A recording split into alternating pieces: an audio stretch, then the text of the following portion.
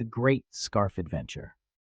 So last winter, my grandma, who has always had a penchant for knitting, decided to spearhead a project with her knitting club. The plan was to knit a giant scarf to donate to the local charity.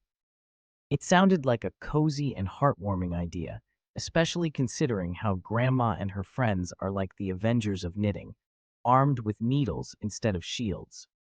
They gathered every Wednesday, their living room buzzing with the clicking of knitting needles and the gentle hum of gossip. Everything seemed normal enough, until one day I noticed a peculiar sight on my way home from work.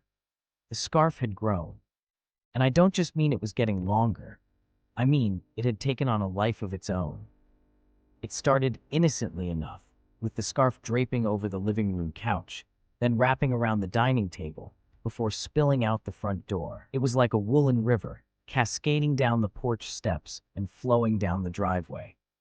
My grandma, with a gleam of pride in her eyes, assured me it was all according to plan. But when the scarf began encircling the entire block, wrapping around street lamps and mailboxes, I began to wonder if they were planning to donate it to charity or to the entire neighborhood. The spectacle drew attention. Neighbors came out of their homes, some bewildered, others amused, as the scarf continued its serpentine journey around the block. The knitting club, undeterred, kept adding to the length, their fingers flying with speed and precision. It became a local event, with people bringing lawn chairs to watch the progress, sipping hot cocoa as if attending the Macy's Thanksgiving Day parade. The local news even showed up, dubbing it the Great Scarf Caper, which only seemed to encourage the knitters more. They were thrilled to have their 15 minutes of fame, and Grandma was already brainstorming their next project, a sweater for the town hall.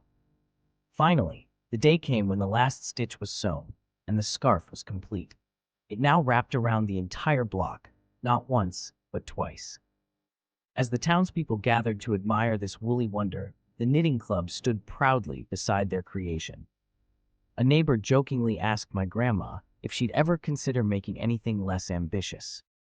With a twinkle in her eye and a chuckle, she replied, "Well, I guess you could say we're just stringing you along."